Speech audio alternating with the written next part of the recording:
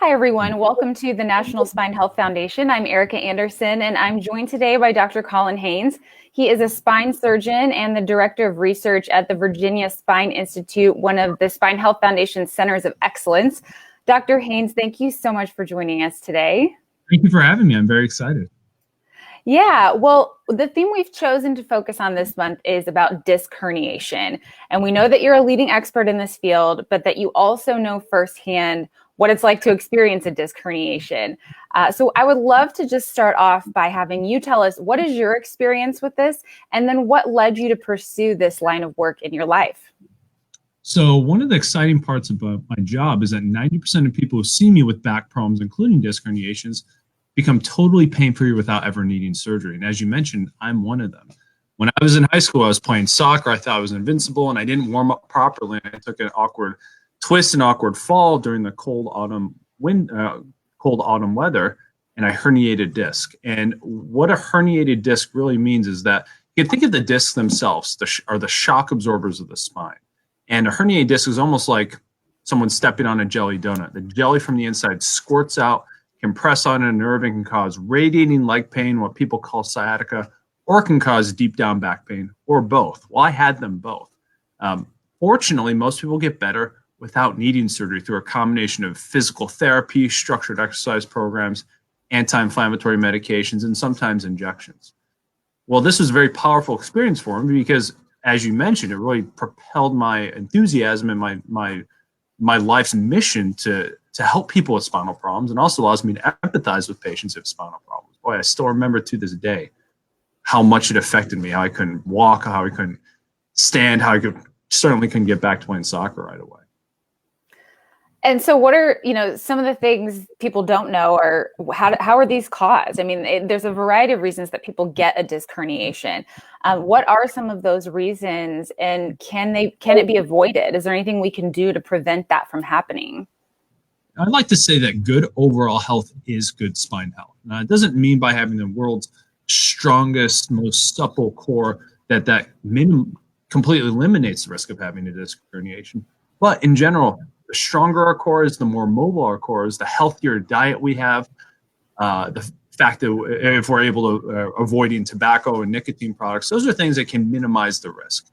Now, when people have disc herniations, they tend to come in two varieties. Sometimes someone in a car accident, a professional football player gets tackled, someone with a bad fall, or other times it's people just waking up after a tough night's sleep. And that latter camp, it tends to be this multiple small injuries that build up with time, as opposed to one big catastrophic injury.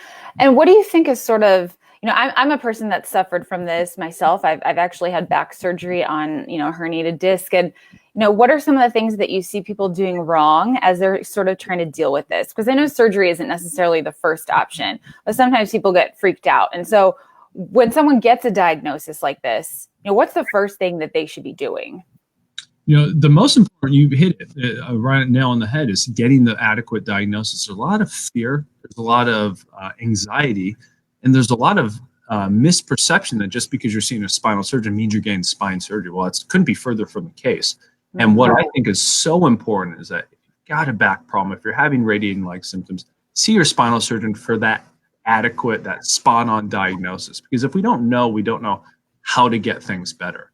Now, when we're talking about improving things, and again, almost always it starts non-surgically, there are a lot of things we can do. Physical therapy, modifying the body's mechanics, and improving that core is really the best first step to do. Now, that doesn't mean you have to bench press your body weight. It's a combination of having a strong core as well as a mobile core. Well, the next layer is dietary modifications. We do see that diet has tremendous impact on the body's overall levels of inflammation, as well as the body's overall level and ability to heal. Those are two of the things I start off right off. Curious about the dietary aspect. Can you give any direction in terms of what are some of those anti-inflammatory foods we should be eating? So in general, eating more plant-based and more natural food is optimal. We want to try to stay away from the highly processed, highly sugary foods, ones with lots of nitrates, foods that just aren't natural. Those are the ones we tend to that we should try to avoid, because we know that the more sugar, the more processed ingredients that food has, the higher level of inflammation that it brings. So I know one of the biggest questions that people have, I know the question I had was, how long until I can get back to my stuff? Like, I'm a runner. A lot of people are athletes that deal with back problems, and they're always wanting to know, how long is it going to be?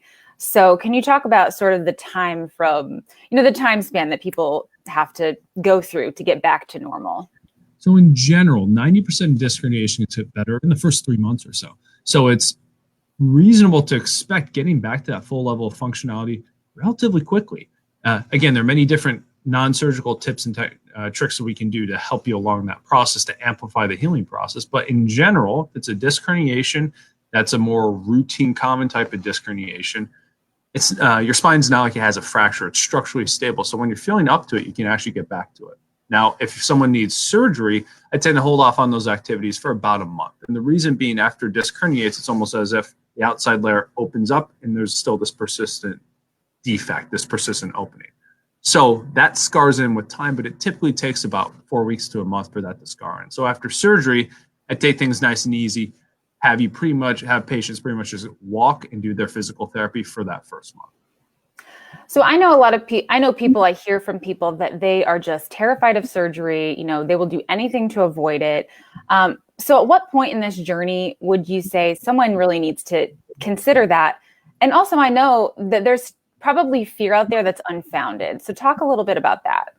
Couldn't agree more. There is a lot of fear about spine surgery, a lot of myths about spine surgery. The reality is how we do things today compared to how we did things even 10 years ago couldn't be further, couldn't be more divergent. It's because we're just much better than we used to be. Again, part of it comes from the fact that most of the time people don't need surgery. Now, things that might lead us down a surgical path, if there's signs of nerve damage, if someone has bad weakness in the legs, if they're having issues with their bladder or their bowels or severe numbness, things that are telling us that there may be progressive or even permanent nerve damage, those are situations, and those are people where we start talking about fixing things and taking the pressure off the nerve by removing that disc fragment sooner rather than later. One of the biggest things that I see day in and day out is really talking about functionality. What I mean by that is, aside from having those big, bad, scary nerve symptoms, if someone's not functional, if someone's not enjoying their life, if someone's not, as you mentioned, running, or if someone's not holding their grandchild or their child because their back's bothering them, that's when I start also considering trying to modify things and considering surgery. It's more than just pain. It's really functionality and be able to enjoy the life that people want to live, not have their back limited. Yeah, absolutely. Well, here at the Spine Health Foundation that we really exist to offer hope and just empower people with knowledge and education. So just on that note, what would you say to someone that's listening that maybe is in a lot of pain or has just recently gotten a diagnosis? Like, what sort of hope would you offer to them as a person that's working with people recovering every day? Well, I think that word you said is so critical, is hope. So often I see people, they come in and they don't think that they can ever lift their child again, their infant again, or they don't think they can get back to running that marathon. Well, when people are treated properly, whether it's non-surgical treatment, again, which most people are able to get better with, or whether it's surgical treatment, boy, people get back to life. And that's really the biggest thing, is that it's not about pain. Pain is important, but it's really functionality. For me, that ties everything in. It means that your people are out of pain, be able to take it to that next level, being able to do whatever they want to do and not have their back dominate their lives. And that's what I expect with every single patient I see. Yeah, and I think what's been so encouraging working with the Spine Health Foundation and seeing the work that you and other doctors that we work with are doing is just that there's just so many new things on the horizon, so many different new treatments and technologies.